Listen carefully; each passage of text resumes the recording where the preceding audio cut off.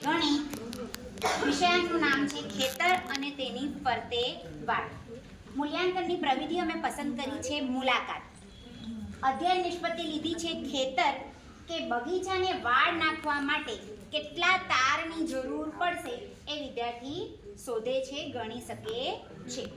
એના માટેની પૂર્વ તૈયારી માટે અમે માપન માટેના સાધનો ભેગા કરીશું અને કયા ખેતરમાં મુલાકાત કરાવવા જવાના છે કે વાડીમાં મુલાકાત કરવાની છે એ સ્થળ પહેલેથી પસંદ કરીશું.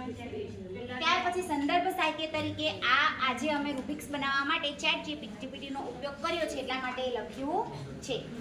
સાધનોમાં ફરીથી માપન માટેના સાધનો, એક કાગળ, એક પેન, એક પાટિયું દરેક વિદ્યાર્થીઓને સાથે લઈ જઈશું ત્યારે જોઈશું.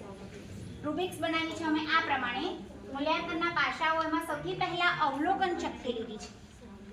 અવલોકન શક્તિમાં અમે જોઈશું કે ખેતરે ગયા પછી ખેતરની વાડ ક્યાં છે એ બાળકો જોઈ છે કે નહીં, સમજે છે કે નહીં, એનું અવલોકન કરે છે કે નહીં. એના માટેના કુલ ગુણ અમે ગણ્યા છે 5. બીજું પાસું અમે લીધું છે માપન પ્રક્રિયા. અમે જ્યારે કહીશું કે આપણે આ ખેતરના આજે આપણે વાડ કરવા માટે કેટલો તાર જોઈએ છે એ શોધવાના છીએ, ત્યારે વિદ્યાર્થીઓ કઈ રીતે એને માપવા માટેના સાધનો શોધે છે, કઈ રીતે એને માપે છે એ અમે અવલોકન કરીશું અને એના ગુણ પણ અમે લખ્યા છે 5.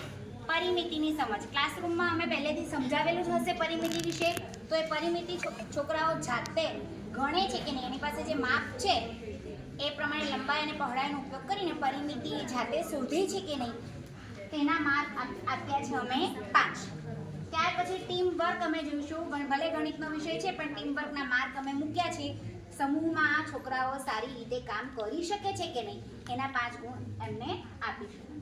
હવે બીજું છેલ્લું અમે લીધું છે પાછું એક નોંધ કરવા માટેનું, કે આ બધું જે પ્રક્રિયાઓ કરી તેની વ્યવસ્થિત રીતે નોંધ કરે છે કે નહીં. લંબાઈ તો લખી છે કે નહીં, લંબાઈ આટલી છે, પહોળાઈ તો લખી છે કે નહીં છે આટલી છે, અને પરિમિતિ શોધે છે તે વ્યવસ્થિત સારા અક્ષરે પોતાના કાગળમાં નોંધ કરે છે કે નહીં એના પણ અમે 5 ગુણ ગણ્યા છે. આમ અમારું મૂલ્યાંકન પૂરેપૂરા 20 ગુણનું રહેશે.